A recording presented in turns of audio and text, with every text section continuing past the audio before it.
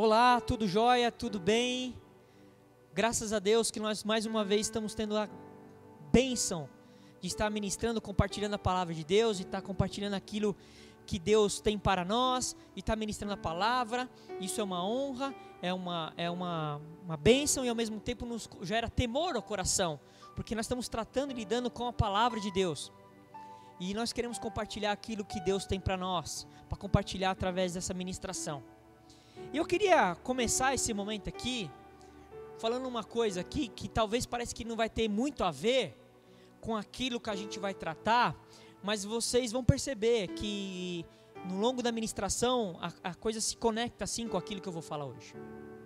Você já percebeu que os navios, nenhum navio, ele afunda por causa da água que está ao redor dele? Nenhum navio no mundo, ele afunda por causa da água que está ao redor dele. Nenhum.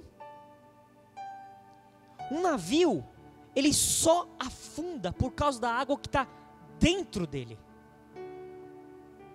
Por causa da água que está dentro do navio, não por causa da água que está ao redor de um navio.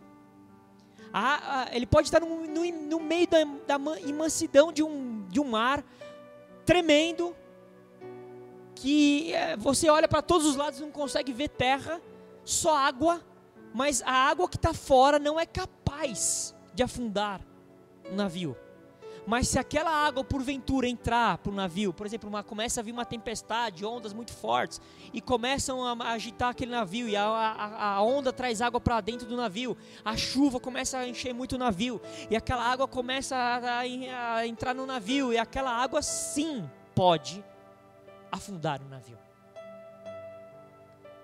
Nós vamos ver aqui, no decorrer dessa ministração, o que isso tem a ver conosco.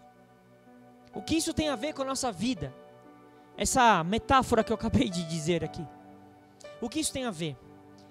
Tem muito a ver com a nossa identidade. Eu quero falar um pouco hoje sobre a nossa identidade. A nossa identidade, principalmente a nossa identidade em Cristo, nossa identidade em Deus. Quem nós somos em Deus. Essa é uma das coisas que eu vou ministrar hoje aqui. Por quê? Porque se você não tem uma identidade definida em Deus, você não compreende, na verdade, não entende, não tem a compreensão, o entendimento, a revelação da identidade que Deus tem em relação a você, quem você é em Deus. Se você ainda não entendeu qual é essa identidade, ou seja, entre aspas, você está sem uma identidade, entre aspas, que na verdade você tem, você só às vezes ainda não está funcionando, ou não está compreendendo, não está discernindo, não está entendendo qual é a identidade. Mas se você não estiver funcionando nessa identidade, com certeza vão tentar identificá-la para você. Muito provavelmente alguém, e esse alguém, não estou tratando só de pessoas, isso pode ser o sistema do mundo, Satanás. Alguém vai querer estabelecer uma identidade para você. Alguém vai querer dizer para você quem você é. Alguém vai querer definir efetivamente a sua pessoa, quem você é. Vão querer definir isso para você. No momento ou outro, mais cedo ou mais tarde, isso vai acontecer. E você vai ser definido ou definida como a pessoa que, ou a pessoa que é. E qual que é o problema disso? Primeiro que essa é uma falsa identidade, isso é uma mentira. Essa não é a identidade que você tem em Deus. E qual que é o outro problema disso? Que se você assimila essa identidade, você começa a funcionar conforme essa identidade. A Bíblia diz em Provérbios que assim como você pensa na sua alma, assim você é. Assim como você pensa na sua alma, assim você é. Então, qual que é a questão toda aqui? É nós sabermos quem nós efetivamente somos em Deus. Em Deus, quem eu sou? Porque em Deus, no mundo espiritual, eu tenho um nome, eu tenho uma identidade. Eu sou reconhecido no mundo espiritual com uma identidade. E nós vamos falar um pouquinho sobre isso hoje. Todo homem natural, quando ele ouve falar de Deus, ele costuma agir como Adão agiu. Ele quer se esconder, ele quer fugir, ele fica com dúvida, ele fica com medo, porque na verdade ele ainda não sabe quem ele é, e nem tampouco ele sabe quem Deus é. Porque existem duas situações que nós precisamos entender, compreender para funcionar corretamente no mundo espiritual: saber quem nós somos em Deus e saber quem Deus é. E saber quem Deus é. Quem é Deus? Quem é esse Deus que nós tanto falamos, tanto dissemos, tanto mencionamos? Quem é Ele? Se nós não sabemos quem é Ele e quem nós somos, nós ficamos numa perdição total no mundo espiritual. E nós ficamos perdidos, andando a esmo, sem uma direção. Então, aquilo que meu coração se atrai é onde meu coração se apega. E aí eu sigo conforme a direção do meu coração. Mas a Bíblia diz que o coração do homem é enganoso. O coração do homem é enganoso. Não é que ele pode te enganar, o coração do homem pode ser que ele seja enganoso. Não, a Bíblia diz que o coração do homem é enganoso. E aí nós somos movidos pelo nosso coração. E aqui coração entende-se sentimentos, pensamentos, desejos, emoções. Nós somos conduzidos por isso. E aí nós caímos em erro, em engano. Vivemos debaixo do engano, do erro. Mesmo que de repente você vive dentro de um contexto que espiritualmente dizendo seria aos olhos humanos o correto. Como está inserido dentro de um contexto de igreja, por exemplo. E eu queria convidar você a ler comigo aqui Lucas, o capítulo de Lucas. Lucas capítulo 15, a partir do verso 11. Nós vamos ler aqui uma parábola, Jesus dizendo essa parábola aqui, e é uma parábola bastante conhecida, que alguns a chamam, Jesus não deu esse nome, mas ela é conhecida como a parábola do filho pródigo. E essa parábola não trata só do filho pródigo, muito pelo contrário. Mas nós vamos ler aqui a partir do verso 11, Lucas capítulo 15, a partir do verso 11. E diz assim, começa no verso 11, olha como começa a parábola, como começa essa parte do texto, começa assim: continuou. Ou seja, Jesus estava falando alguma coisa aqui antes. Estava acontecendo alguma coisa antes aqui, e Jesus continua. Ele continua. Continuou. Certo homem, ele disse, certo homem tinha 2 filhos. O mais novo deles disse ao pai: Pai, dai-me a parte dos bens que me cabe. E ele lhes repartiu os haveres, e ele repartiu os bens entre eles. Passados não muitos dias, o filho mais novo, ajuntando tudo o que era seu, partiu para uma terra distante, e lá dissipou todos os seus bens, vivendo dissolutamente. Depois de ter consumido tudo, sobreveio àquele país uma grande fome, e ele começou a passar necessidade. Então ele foi e se agregou a um dos cidadãos daquela terra, e este o mandou para os seus campos a guardar porcos. Ali desejava ele fartar-se das alfarrobas que os porcos comiam, mas ninguém lhe dava nada. Então, caindo em si, disse: Quantos trabalhadores de meu pai têm pão com fartura e eu aqui morro de fome? Levantar-me-ei e terei ter com meu pai, e lhe direi: Pai, pequei contra o céu e diante de ti, e já não sou digno de ser chamado teu filho. Trata-me como um dos teus trabalhadores. E levantou-se e foi para o seu pai.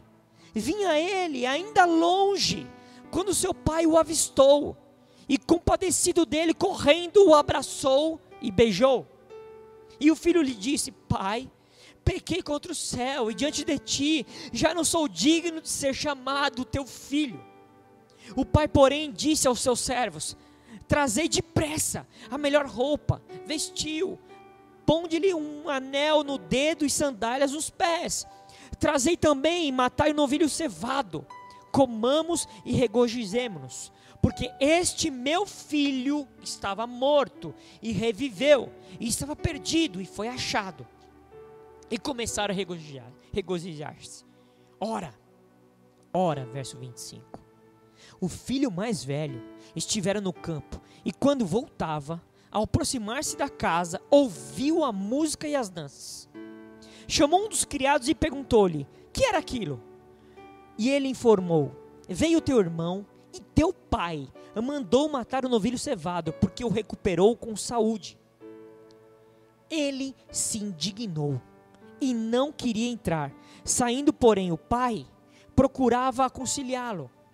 Mas ele respondeu ao seu pai: há tantos anos que eu te sirvo sem jamais transgredir uma ordem tua, e nunca me deste um cabrito sequer para alegrar-me como os meus amigos. Vindo, porém, este teu filho, que desperdiçou os teus bens com meretrizes, tu mandaste matar para ele o novilho cevado. Então respondeu o pai: meu filho, tu sempre estás comigo, tudo que é meu é teu. Entretanto, era preciso que nos regozijássemos e nos alegrássemos, porque este teu irmão estava morto e reviveu, estava perdido e foi achado. Essa parábola aqui, ela vem numa sequência de outras duas parábolas. A parábola da chamada dracma perdida e a parábola da ovelha perdida. Jesus tinha acabado de contar essas duas parábolas. E por que também Jesus conta essas parábolas? Porque no começo do capítulo 15 está escrito assim: aproximando-se Jesus de todos os publicanos e pecadores para ouvir, e murmuravam os fariseus e os escribas dizendo: este recebe pecadores e come com eles. Ali Jesus estava diante de um contexto. Jesus estava junto com os publicanos e pecadores. E junto mesmo. Porque se juntou para comer, para beber. E principalmente para um judeu, isso aqui quando você diz para um judeu que a pessoa foi na casa de alguém para estar comendo, bebendo e comendo junto, isso significa uma proximidade, uma relação. Jesus estava não só entre os publicanos e pecadores, ele estava envolvido com eles, ele se compadecia, ele se relacionava com esse tipo de pessoa, comia junto. E a Bíblia diz que os fariseus e os escribas murmuravam, ficavam murmurando: olha lá, com quem ele está? Olha lá, está junto com os pecadores lá, olha ele com os publicanos lá. Aí, que tipo de cara é esse aí? Olha o meio que ele anda. E por causa desse contexto, Jesus começa a dizer essas parábolas. Na verdade, essa parábola aqui que nós acabamos de ler, ela está falando sobre os gentios, e aí os gentios é a pré-figura do filho mais novo, e os judeus, que é a pré-figura do filho mais velho. Então, na verdade, essa parábola está tratando disso, dos gentios, os que estão longe, saíram, e dos judeus, do filho mais velho. Esse é o contexto. Mas o contexto aqui também, a gente pode entender, pode fazer a leitura, pode fazer a interpretação e entender isso por compreensão e revelação da palavra, que Jesus está tratando aqui sobre o povo dele. Independente se é o povo que veio dos gentios ou o próprio judeu. Jesus está tratando aqui sobre os filhos de Deus, sobre a igreja, sobre o povo dele. E tem um tipo de gente que tem um tipo de postura, e tem um outro tipo de gente que tem um outro tipo de postura. Então ele trata de dois tipos de pessoas aqui, que são pré-figuras. O filho mais novo e o filho mais velho são pré-figuras de tipos de mentalidade de pessoas que estão inseridas dentro de um contexto de Deus, a igreja de Deus. Então a Bíblia diz que o filho mais novo chegou para o pai e falou: pai, pega a herança e me dá a minha parte. É evidente que as pessoas se equivocam aqui, porque começam a fazer a leitura de que é herança, quem que tinha direito ou não tinha direito, porque o filho mais velho, segundo a tradição. Ei, isso aqui é uma parábola. Isso aqui é uma parábola, não é um fato real. Jesus está querendo falar alguma coisa através da parábola. E aí, tanto é que a Bíblia diz que o pai pega, verso 12, ele pega esses bens. A Bíblia diz assim: o mais moço disse ao pai: pai, quero que o Senhor me dê a parte dos bens que me cabe. E a Bíblia diz no final do versículo: e o pai repartiu os bens entre eles. Entre eles. Ele divide. E é lógico que a gente não pode olhar isso a não ser num contexto de parábola, porque herança só existe quando alguém morre. Ou se você quiser fazer a seguinte leitura: então para aquele filho é como se o pai tivesse já morrido, para ele não importava aquele pai. Você pode fazer essa leitura? Aleluia, glória a Deus. Se for uma direção de Deus para a sua vida, pode sim, se Deus estiver te dando essa direção. Mas aqui o que é importante é que esse pai na parábola, ele reparte os bens, mesmo estando vivo. E ele reparte, a Bíblia diz que passado alguns dias, esse filho pega tudo que é dele e zarpa, vai embora. E vai curtir a vida doidado, né? E aqui nós estamos falando segundo a linguagem de hoje, né? Vai pra balada, vai zoar, vai aproveitar, vai gastar, vai gastar. E aqui ele diz que chega uma hora que ele começa a passar o tempo, e ele gastando dinheiro, o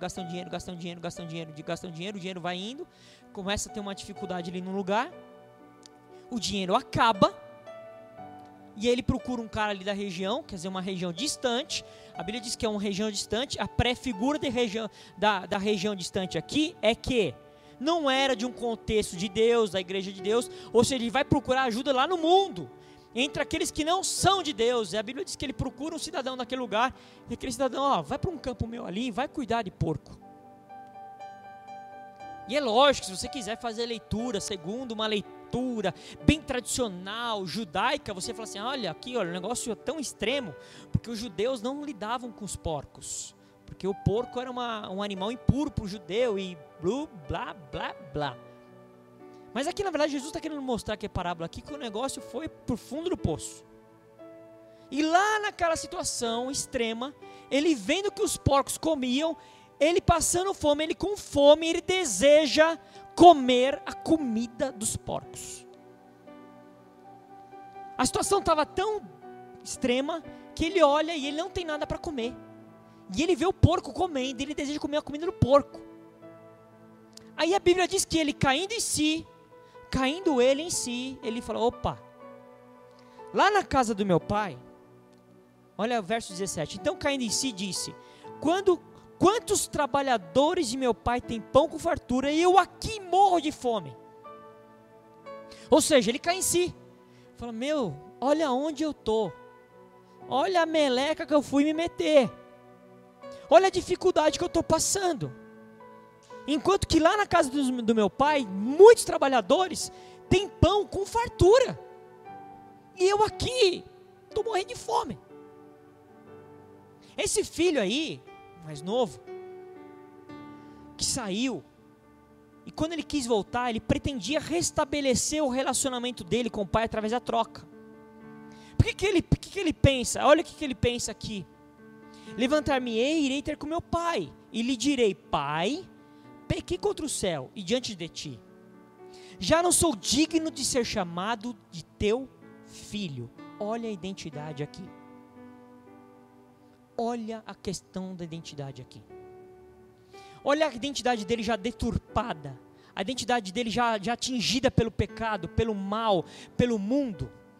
Pai, eu pequei, e eu não sou mais digno de ser nem ser chamado teu filho. E olha o que ele continua aqui, trata-me como um dos teus trabalhadores. Ou seja, a identidade dele estava deturpada e ele não queria mais nem viver a identidade dele. Ele falou, olha, não quero nem mais ser tratado como seu filho, me trata até como um dos seus servos aí, seus trabalhadores, seus escravos. Olha a identidade de filho atingida. E quando nós temos nossa identidade de filho atingida, nós funcionamos de uma forma equivocada. Por quê? Porque nós começamos a pensar segundo o mundo, contrário à palavra de Deus. E esse tipo de filho que tem esse tipo de postura, ele tenta sempre estabelecer o relacionamento com o pai, e na verdade a figura do pai aqui para ele também está equivocada. Porque quando ele fala para o pai assim, pai, não me trata mais como filho, me trata como seu trabalhador, ele estava com a sua identidade deturpada, mas ele deturpou também a identidade de Deus, do pai. Porque ele queria que o pai tratasse, fosse com ele como o seu senhor, e não pai. olha a identidade também, nós também nos equivocamos da forma que nós começamos a ver Deus. Nós vemos Deus como o nosso Senhor, aquele que manda em nós, aquele que nos comanda, e não como um pai. E esse tipo de gente, ele quer estabelecer o relacionamento dele com o pai através da troca, pelo aquilo que eu faço, pelo aquilo que eu ofereço. Então, conforme eu ofereço, é aquilo que eu quero receber. Se eu estou fazendo uma coisa legal, eu estou direitinho, eu não estou faltando nas reuniões, eu estou me envolvendo com os ministérios, eu estou sendo fiel aos dízimos e ofertas. Pai, você tem que me dar conforme a minha forma de agir. Ou então ele pensa o seguinte, como eu estou mal, muito mal, estou pisando na bola, então você tem que me dar outra coisa, você tem que me tratar diferente. É sempre com base na troca. Esse tipo de gente, esse tipo de filho, esse tipo de igreja não enxerga Deus como um pai, mas somente como um Senhor, como um Deus todo-poderoso. Ele tem uma dificuldade de se relacionar com Deus como um pai. Ele tem dificuldade de entender isso. Eles acham que a base do relacionamento se dá por aquilo que é feito, e não por aquilo que efetivamente eu sou. Então esse tipo de gente sempre se baseia o nível de relacionamento dele com Deus, e também ele muitas vezes ele replica isso pelos seus relacionamentos naturais, em casa, no trabalho, na igreja, funcionando como igreja, com base naquilo que é feito.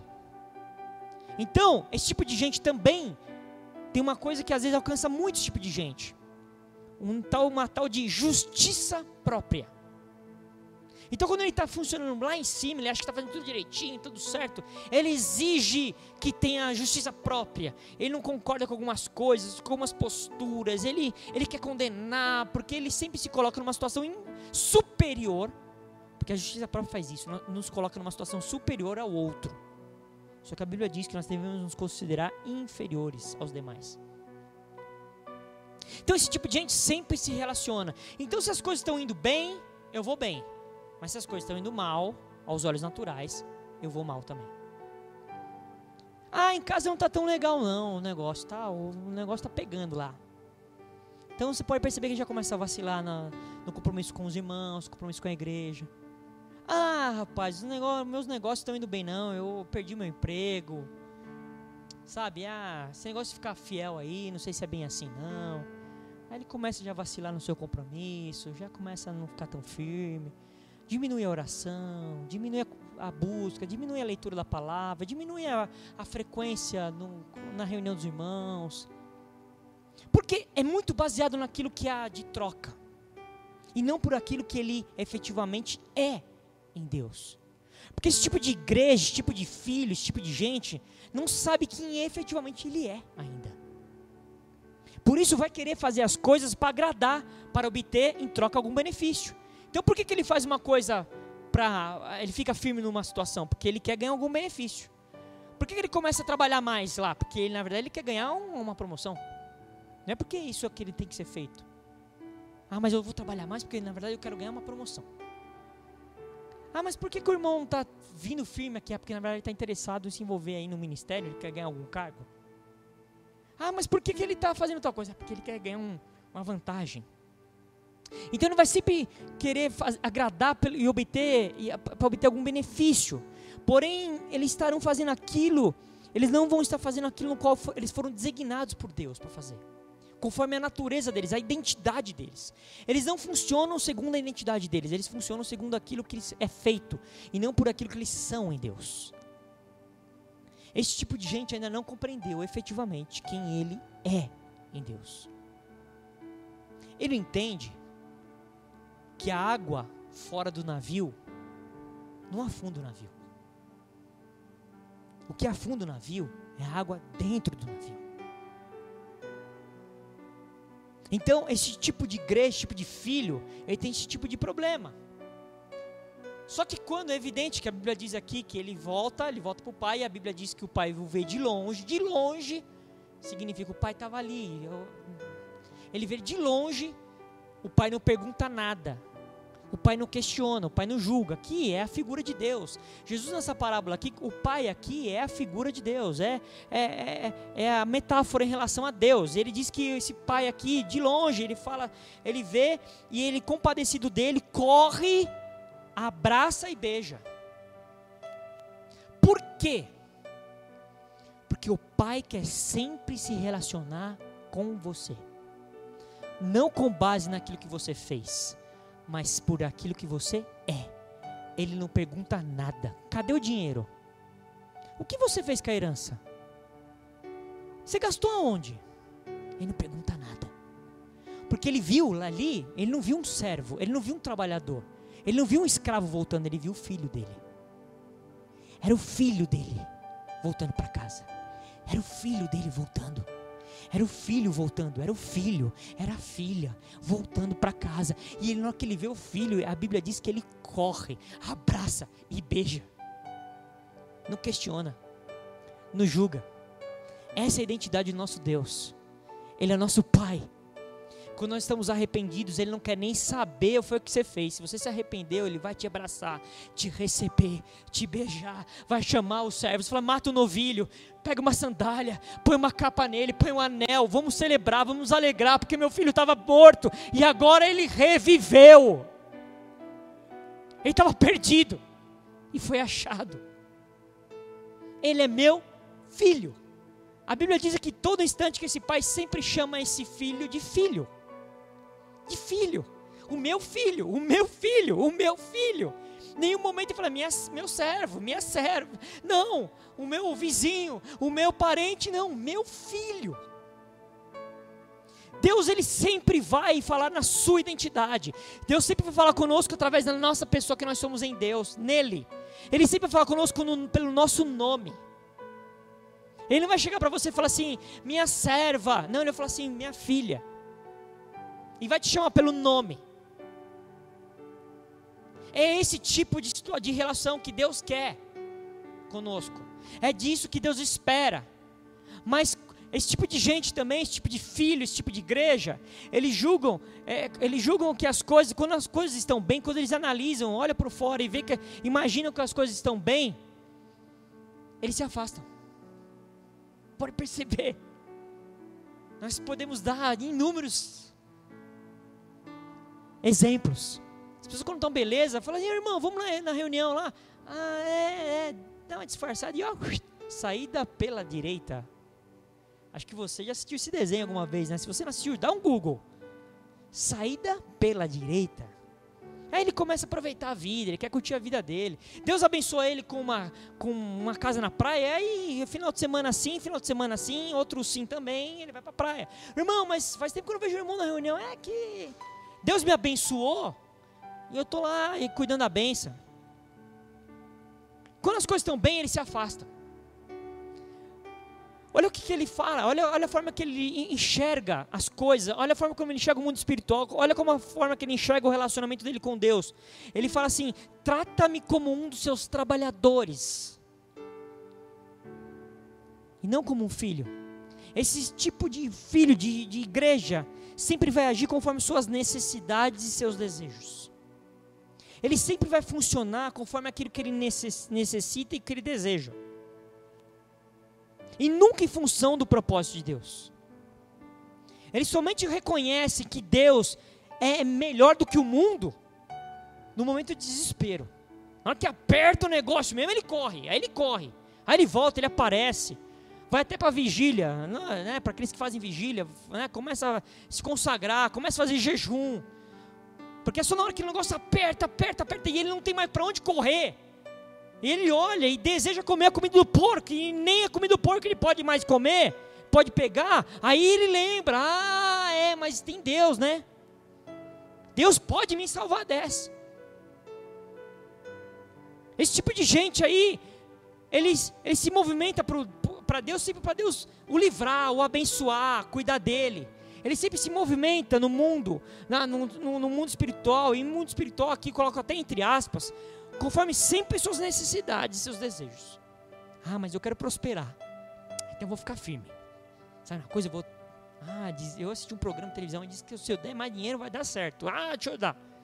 porque na verdade ele não quer agradar a Deus, ele não faz por causa de um propósito em Deus, ele não faz por aquilo que ele é em Deus, ele faz por causa de uma necessidade ou por causa de um desejo, uma vontade. O interessante é que quando o filho mais novo pediu, essa parte aí, como nós falamos, o pai separa os bens e dá os bens para os dois. E aí aparece isso, esse filho volta e eles começam a fazer a festa, e a Bíblia diz que aparece um outro filho, o filho mais velho. A Bíblia diz que ele estava no campo, estava trabalhando, e ele está voltando, e ele de longe, ele falou, tem alguma coisa diferente lá, parece uma festa, estou vendo um barulho, um agito, uma coisa. Aí a Bíblia diz que o verso 25, ora, o filho mais velho estivera no campo, e quando voltava, ao aproximar-se da casa, ouviu a música e as danças. Ele falou, o que é isso aí? Aí ele chamou um dos criados e perguntou-lhe o que era aquilo. E ele informou, veio teu irmão. Olha aqui, voltando à identidade, teu irmão e teu pai mandou matar o novilho cevado, porque o recuperou com saúde. E aqui nós podemos falar que esse criado aqui pode ser uma prefigura de muita coisa aqui. Inclusive, tem gente que entende até que é anjo, né, prefigura, mas não vou entrar nesse mérito aqui não. E a Bíblia diz que no verso 28, quando ele escuta isso, que ele vê aquela festa, que ele vê aquela alegria, escuta aquelas músicas, o pessoal se divertindo, dançando, e ele pergunta o que é aquilo. O criado diz que é por causa do irmão dele mais novo, que tinha saído, gastado todo o dinheiro com as meretrizes, e ele volta, e por causa disso o pai dele faz uma festa. Olha o que a Bíblia diz no verso 28. Ele se indignou e não queria entrar. Olha de novo aqui a figura do pai. A Bíblia diz, no verso 28, no final do verso 28, porém, o pai procurava aconselhar. A Bíblia diz que ele fica indignado. Ele olha aqui e fala, ele fica indignado. Não é possível. Como que fazendo festa para esse cara aí? O cara gastou todo o dinheiro, foi embora, nem ligou pra gente, sumiu. Aí o cara volta com uma cara de pau, uma cara lavada. E chega aqui, meu pai ainda faz uma festa para esse cara aí. Ah, não, isso não está certo. Justiça própria. Isso está errado. Esse pastor está errando. Esse chefe está equivocado. Como que ele pode fazer um negócio desse? Eu aqui tão firme. Em vez de me dar a mim, olhar para mim, olha para outro. O que esse cara fez? Olha eu aqui. E a Bíblia diz que o pai procurava conciliá-lo. Muito provavelmente aqui, né? O pai ficou sabendo disso e falou, filho, não faz assim, filho. Nós estamos felizes com o seu irmão. O pai tinha ele como quase que um morto. O pai não. E aí ele voltou bem, está com saúde, filho. Filho, olha aí, vamos agradecer a Deus, né? Aqui Deus. E aqui nós estamos fazendo a prefigura da parábola. E aí, olha o que ele responde. Verso 29. Mas ele respondeu a seu pai: há tantos anos que te sirvo. Ei, há tantos anos que eu te sirvo. Mas ele não era filho? Ele não era filho? Por que ele está falando sobre servir aqui? Olha a identidade de filho deturpada. Olha a identidade de filho equivocada. Um filho falando para o pai: há tantos anos eu te sirvo. Nós temos que dizer para o nosso pai assim: há tantos anos nós estamos juntos, eu te amo, caminhamos junto. Eu te sirvo, eu te serve um Senhor, te serve alguém que manda em nós, não o nosso pai. Olha a identidade equivocada. E ele continua aqui: e sem jamais transgredir uma ordem tua. Aqui é uma característica muito clara do religioso. Eu faço tudo direitinho, cumpro todos os mandamentos, sigo os rituais. Fala que eu tenho que estar aqui no tal horário, eu estou. Vem para a reunião tal, eu vou. Participo da oração, participo do clã, do grupo pequeno. Faço isso, faço aquilo, dou dízimo, dou oferta. Contribuo quando pedem contribuição. Eu ajudo quando pedem para ajudar. Eu faço tudo e você nunca fez nada por mim, nunca me deu nada. Ele fala assim, nunca me deu um cabrito sequer para eu alegar com meus amigos. Vindo, porém, este teu filho, olha a identidade deturpada. Olha o que ele diz. Vindo, porém, este teu filho. Ele não fala, vindo, porém, esse meu irmão. Olha a identidade deturpada. Vindo esse filho aí. Esse teu filho, não é meu irmão. É teu filho. Esse teu filho aí, vindo esse teu filho aí que desperdiçou os bens com meretrizes. Tu mandasse matar para ele um novilho cevado. Olha a identidade equivocada, distorcida. E olha a resposta, 31, verso 31. Então respondeu o pai. O pai sempre vai falar na sua identidade. Olha o que ele diz. Meu filho,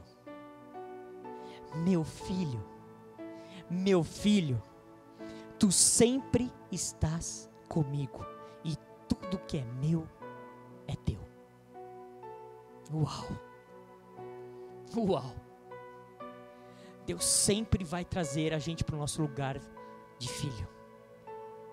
Sempre Deus vai sempre falar conosco, nos colocando no lugar de filho. Filho, você sempre está comigo. Você não entendeu que tudo que é meu é teu?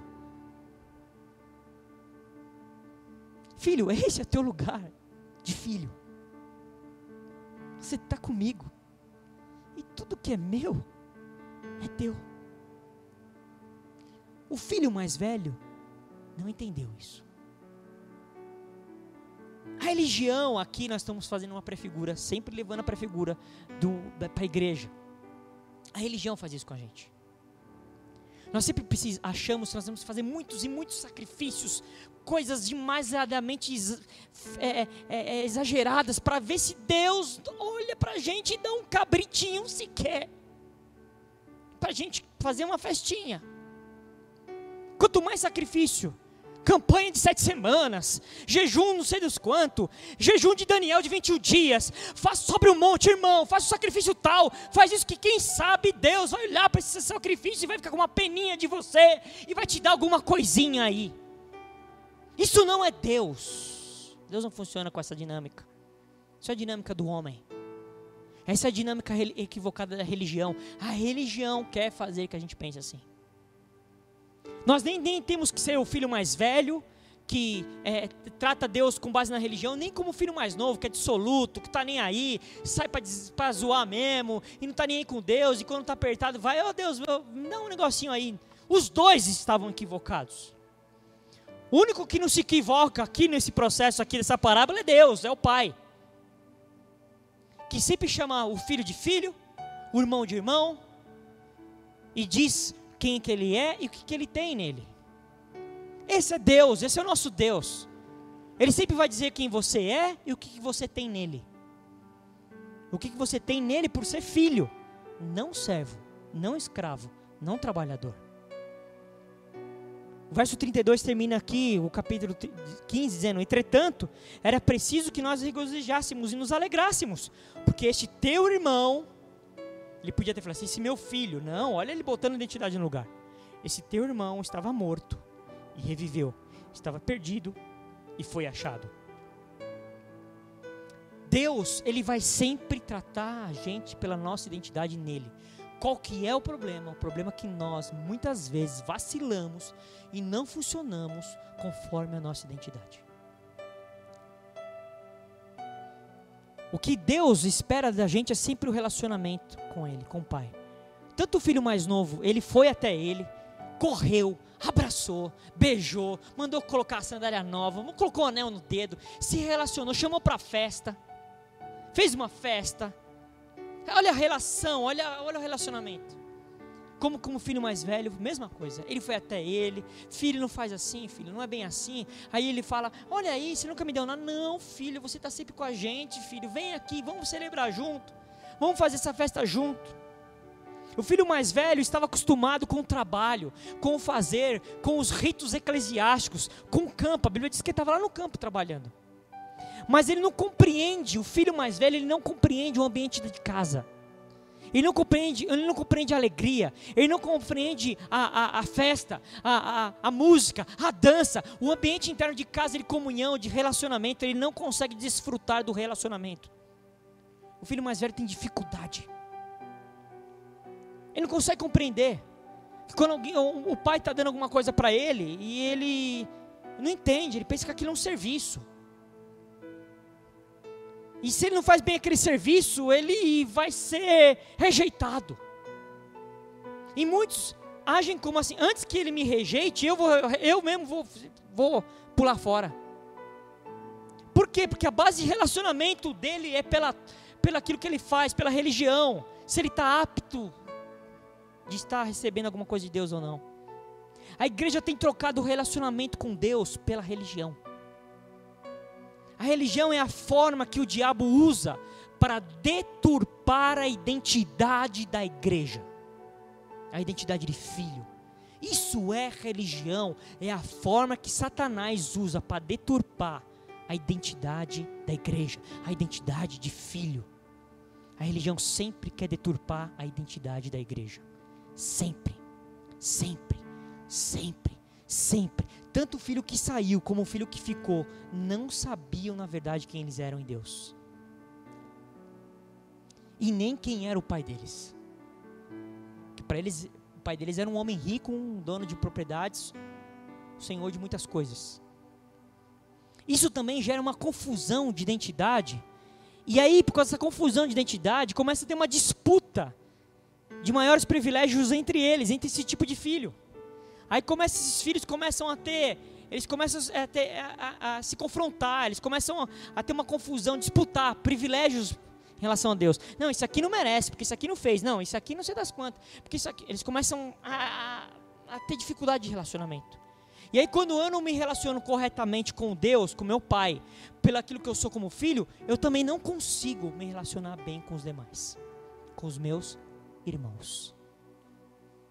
O filho mais velho religioso não conseguia relacionar-se bem com o seu irmão. Ele sempre vai achar uma coisa equivocada em relação ao irmão. E pior, nem irmão ele entende que ele é, porque ele chama ele de teu filho, não meu irmão. O religioso sempre faz isso.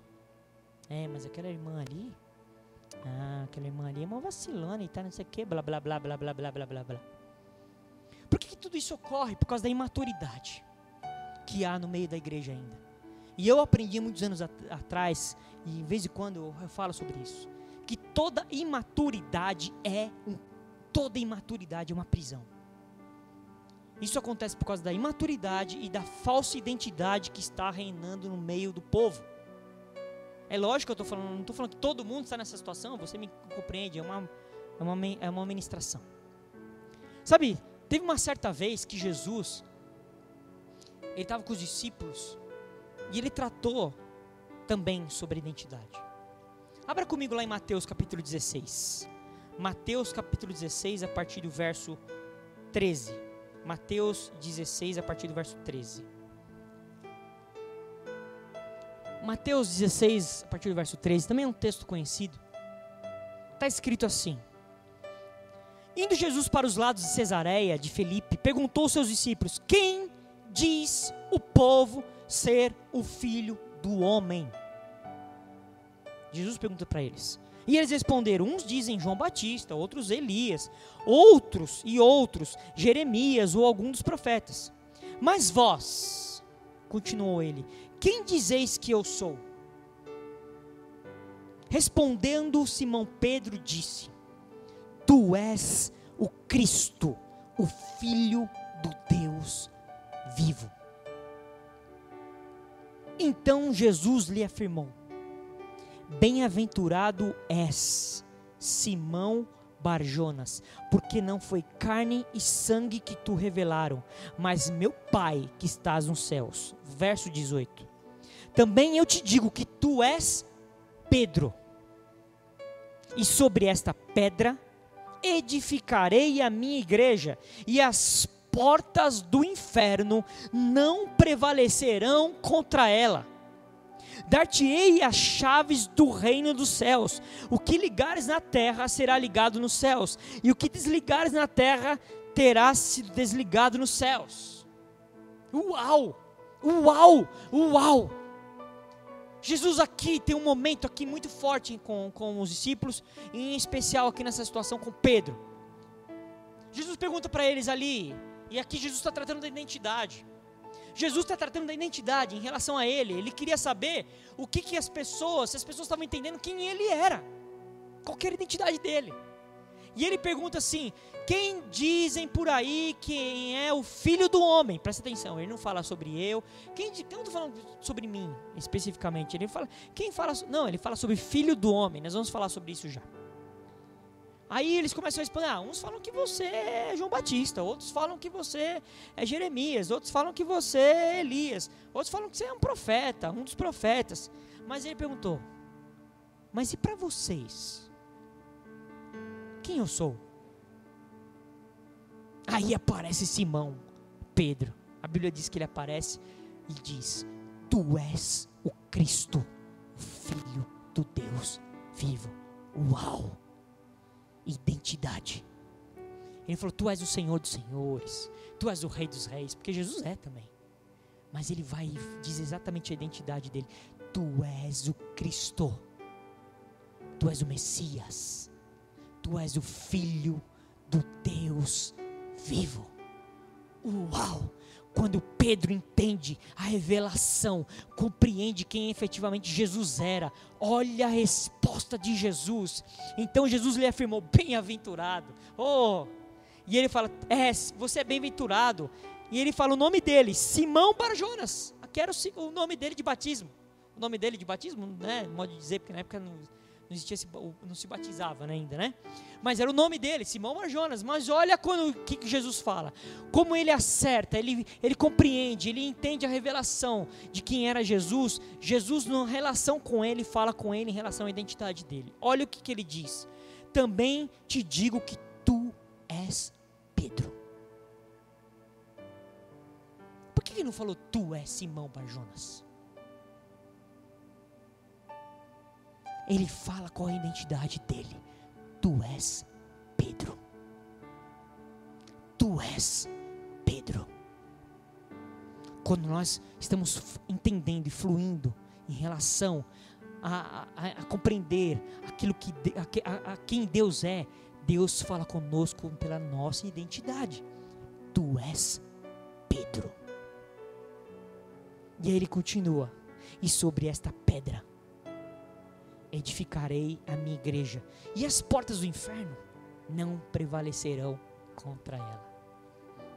Uau! Tu és Pedro. E tu és quem? Quem é você?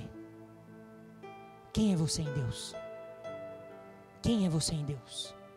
Deus te chama por qual nome? E aí Jesus fala isso, e ele diz alguma coisa aqui que é muitas vezes equivocadamente entendido no meio de contexto de igreja. E eu falo assim: sobre esta pedra edificarei a minha igreja. Muitos pensam aqui que essa pedra que ele está tratando aqui é Pedro. Não é. A palavra no original, quando Jesus fala assim: tu és Pedro, a palavra no original é Petros. Petros. É um substantivo masculino. Petros aqui no grego é um substantivo masculino. Tu és Petros. Petros, que é uma pedra pequena, é uma pedra menor, uma pedra tirada de dentro de uma pedra. É uma pedra que inclusive dá para um homem pegar e arremessar, retirar, jogar. Tu és uma pedra, tu és um pedaço de pedra, tu és um pedregulho. Tu és um pedregulho, tu és Petros, tu és um pedregulho. Tu és um pedregulho. Tu és Petrus. É uma pedra menor, é uma pedra que dá para pegar na mão e jogar. Tu és Petrus. E sobre esta pedra, e aqui essa palavra pedra aqui é Petra no original. É um substantivo feminino. Não é uma palavra masculina, é uma palavra feminina, que significa, na verdade, significa rocha. É uma massa de rocha conectada, é uma rocha bem grande, é como se fosse um penedo, uma coisa bem grande, uma rocha que sai da terra e sobressai, é como se fosse uma montanha, fazendo um contexto, uma montanha de pedra. E sobre essa pedra, sobre uma pedra sólida, nativa, essa pedra aqui, e é sobre esta pedra, não tem como você pegar e jogar, arremessar, não tem nem como você pegar com a mão, é uma pedrona, é uma rocha. Na verdade, a melhor tradução aqui deveria ser, e esta rocha, algumas traduções traduzem assim, sobre esta rocha edificarei a minha igreja, porque a minha igreja é edificada numa pedra, numa rocha que é inabalável, ela não se mexe, não tem como mexer com ela, não tem como arremessar ela, não, sobre esta rocha eu vou edificar a minha igreja. Então o que Jesus estava dizendo aqui? Primeiro que quando Jesus diz esta pedra, aqui é um pronome demonstrativo, essa palavra esta. Você que estuda português, você vai lembrar dos pronomes demonstrativos. Tem a primeira, a segunda e a terceira pessoa. A primeira pessoa do pronome demonstrativo é este, esta. A segunda pessoa é esse, essa. A terceira pessoa é aquele, aquela. Então quando Jesus diz, no original é isso mesmo, é este. A palavra no original é autos, é aute, é este. Quando Jesus fala sobre esta pedra, ele está dizendo sobre esta pedra. Jesus dizendo sobre esta pedra. Ei, sobre esta pedra. Sobre esta rocha. Sobre ele. Sobre ele.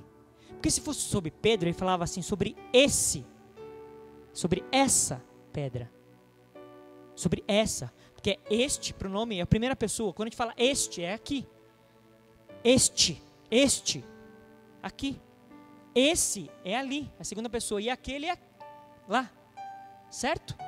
Língua portuguesa. Não precisamos nem apelar tanto para o grego.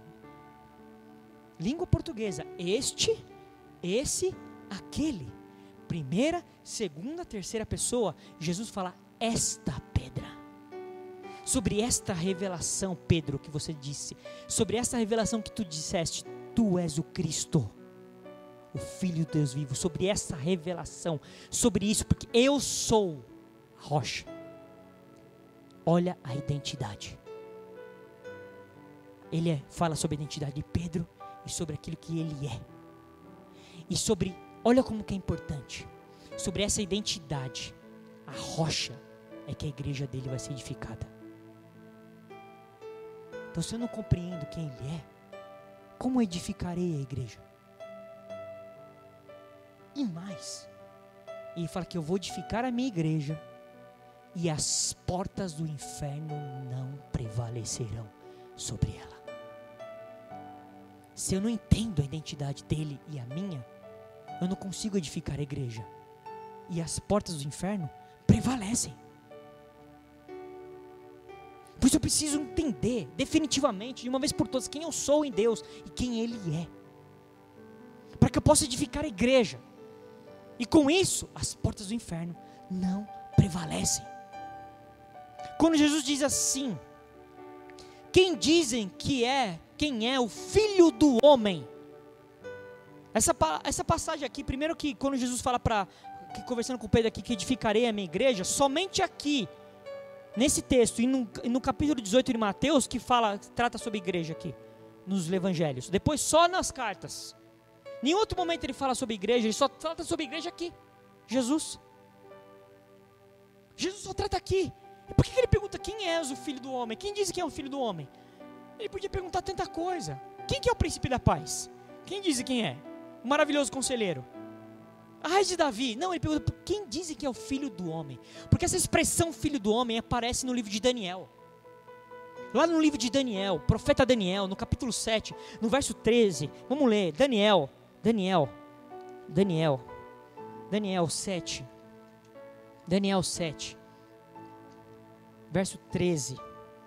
Essa expressão filho do homem aparece aqui em Daniel, e aqui Jesus está tratando sobre isso, sobre essa expressão, sobre essa declaração, sobre essa profecia, a partir do verso 13, Daniel 7, 13 e 14. Eu estava olhando nas minhas visões da noite, e eis que vinha com as nuvens do céu, um como filho do homem. E dirigiu-se ao ancião de dias, e o fizeram chegar até ele. Verso 14, foi-lhe dado domínio e glória e o reino, para que os povos, nações e homens de todas as línguas o servissem. O seu domínio é domínio eterno, que não passará, e o seu reino jamais será destruído. Isso aqui é Jesus, Filho do homem. Jesus é o Filho do homem. O que está falando? O Filho do homem é o que é o Filho do homem? Sobre o Filho do homem está o domínio, o governo, o reino. Então, quando nós compreendemos quem é o Filho do homem, nós entendemos aonde está o domínio, o governo, o reino de Deus. E esse domínio não terá fim, é eterno. Eu preciso entender quem Ele é, a natureza dEle, para que eu possa funcionar. Porque a igreja não é um prédio, a igreja não é uma estrutura física, a igreja são pessoas, e essas pessoas têm uma identidade, e como nós funcionamos com a identidade correta, nós atraímos o reino. Porque nós não podemos tocar o espírito das pessoas, nós não podemos tocar a carne das pessoas. A única coisa que nós podemos fazer é mudar a alma delas, o entendimento em relação às coisas de Deus, mudar a mentalidade, o conceito sobre a igreja. Porque uma pessoa pode ter nascido de novo ontem, mas sempre uma pessoa vai ter um conceito sobre igreja. O nosso conceito sobre igreja não é um conceito segundo a palavra, segundo a doutrina dos apóstolos, segundo a revelação do evangelho. O nosso conceito de igreja é um conceito cultural. A gente vem às vezes para um contexto de igreja, mas eu continuo pensando que igreja é uma coisa diferente daquilo que a própria palavra diz que é. Se eu pedir para você, como nós aprendemos quando eu era criança, quando nós estamos aprendendo a escrever, nós estamos aprendendo as vogais, A, E, I, O, U, A de amor, E de elefante, I de igreja. Aí a tia lá da escolinha pede para você desenhar a igreja, e nós desenhamos um prédio assim com uma cruz em cima. Porque para nós, isso é igreja. É cultural. É equivocado. A igreja não é um prédio. Sabe, criança, da próxima vez que pedir para a tia desenhar uma igreja, desenhe uma pessoa. Isso é igreja. Nós não somos um prédio. Nós não somos uma estrutura física. A Bíblia diz que nós somos a noiva de Cristo, não a amante dele. Nós não somos a amante de Cristo, nós somos a noiva de Cristo. A amante deturpa, a amante engana, a amante vem para destruir, a amante vem para acabar, a amante vem só para dar prazer, só vem para dar prazer. Tem muita gente que está pensando que é amante de Cristo, não é a noiva de Cristo. Só quer Deus para prazer, para abençoar, para curar, para libertar, para liberar, para cuidar do filho, para cuidar das coisas, para fazer o meu negócio prosperar. Essas são amantes de Cristo, não são a noiva de Cristo. Enquanto nós entendemos que nós somos em Deus e que a igreja é, nós não vamos alcançar. Porque o nosso conceito costuma ser muito religioso para entender o que é a igreja. Se uma pessoa pensa que a igreja é o lugar onde a pessoa vai só para ser abençoado, a gente nunca vai conseguir terminar a obra de Deus. Se a gente pensar que a igreja é o lugar onde eu vou e meus problemas vão ser resolvidos, eu também não vou conseguir terminar a obra. Se as pessoas pensam que a igreja é o lugar onde eu vou para ser aceito, também não vai dar. Se nós entendemos que a igreja é para que os ministérios da igreja possam vir me servir, eu não estou muito bem hoje, deixa eu ligar para a irmã da intercessão, para a irmã orar por mim.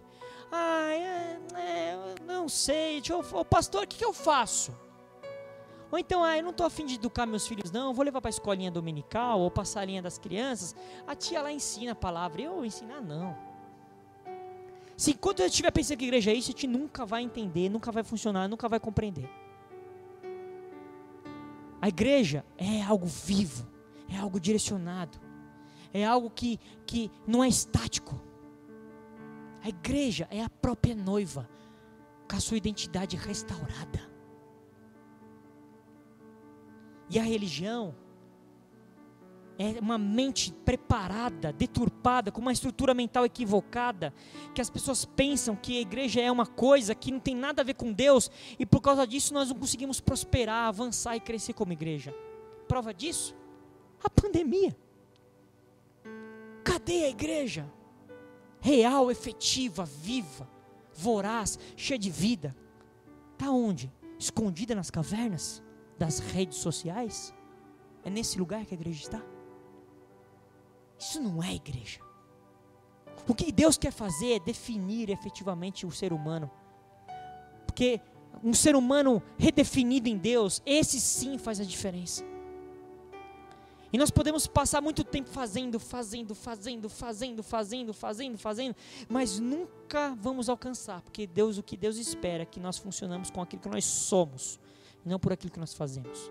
Por isso tem muita gente saturada, sabe, não aguenta mais, inventaram até um tal de desigrejados agora, porque eles dizem que não aguentam, passaram por uma situação difícil, e estão achando agora que não precisam mais. Só falo uma coisa para vocês, o final de todo desigrejados praticamente é o inferno. Nenhuma desculpa nós vamos ter diante de Deus. Mas a gente chegar diante de Deus e falar assim, sabe por que, Deus, eu não me relacionei, nem me envolvi, não estava envolvido com a tua noiva, com a igreja? Porque o povo lá era meio falso, meio enganoso, tal, mentia. Eu como sou muito bom, eu não podia me contaminar, né, Deus? Então eu fiquei longe. Me aceita aí, beleza? Eu acho que talvez esse tipo de pessoa vai escutar assim, quem é você? Aparta de mim porque eu não sei quem você é. Até porque o ferro afia o ferro. E a igreja é o corpo de Cristo. Não é a pessoa de Cristo, é o corpo de Cristo, que é formado por muitas pessoas. Não vai existir um homem que vai fazer as coisas, é um corpo. É o corpo de Cristo. Não vai ter um homem santo, muito bom, muito poderoso, que opera milagres. A Bíblia diz que isso vai acontecer no final dos tempos. Muitos serão enganados e muitos vão fazer operações de milagres. Você fala, opa, o cara põe a mão em milagre. E a Bíblia diz que muitos serão enganados. Mas Deus não se move por um homem, Deus se move por um corpo. O corpo de Cristo. E eu quero caminhar aqui para o fim dizendo o seguinte. Lá em Atos, no capítulo 2, no verso 40, depois já tinha vindo já o tempo do Pentecoste, Pedro já tinha pregado e muitas pessoas tinham se chegado, e a Bíblia diz lá no verso 40, em Atos 2, 40, diz assim, com muitas outras palavras dava testemunho, aqui ele está falando sobre Pedro, e os exortava. Olha o que Pedro dizia, salvai-vos dessa geração perversa.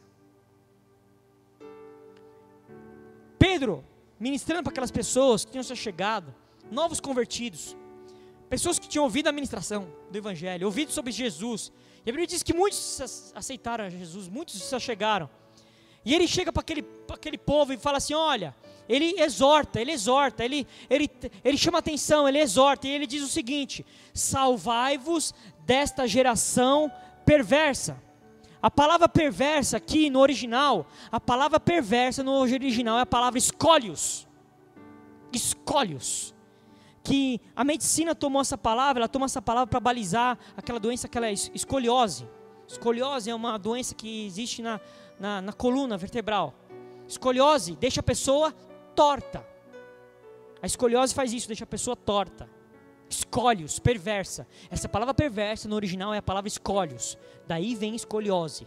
É torto, escoliose. Tem a ver com a coisa torta. A palavra significa torta, curva, mal, não justo, moralmente deformada, maligna. Tudo isso significa essa palavra perversa. E o que ele está falando assim? Salvai-vos dessa geração perversa. Dessa geração aí que é torta. Ela é torta, ela é deformada. É deformada. Essa geração escoliosa. E a palavra geração é a palavra geneia, que significa um homem de uma mesma genealogia, de um mesmo caráter, de uma mesma espécie. O que ele está dizendo assim, de um mesmo tipo de mentalidade? O que Pedro está falando aqui para o povo? Salve-se dessa geração, que tem esse mesmo tipo de mentalidade. Que mentalidade é essa? Torta. Uma mentalidade torta. É um povo que tem uma mentalidade equivocada, torta, mal, ruim, maligna. Salve-se deles. Salve-se, a palavra salve-se aqui é a palavra sozo, que significa seguro, resgatado, entregue fora do perigo. Ele fala, saia disso, se salve, escape disso, fique seguro dessa geração que tem uma mentalidade torta. Essa não é a sua identidade, saia disso. Saia dessa mentalidade, dessa geração torta. Quando nós pervertemos o propósito de Deus nas nossas vidas, o abuso é inevitável. Você quer ver um exemplo? Isso aqui que está nas minhas mãos aqui se chama microfone. E ele foi confeccionado, ele foi produzido, ele foi feito, foi projetado para fazer exatamente isso que ele está fazendo agora. Ele está captando a minha voz para jogar para um outro aparelho para reproduzir. Agora vamos imaginar que esse microfone aqui pré-figura da igreja. Ele acha que ele é um martelo. Ele não acha que ele é microfone. Fala, já que eu sou o martelo existe para martelar. E dá na parede. O que você acha que vai acontecer com o microfone?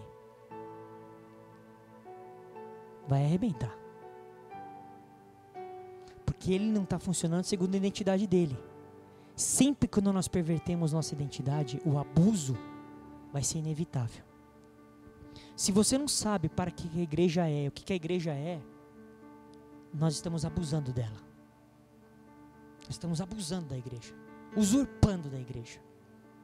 Se você pensa que a igreja é um lugar, já está errado.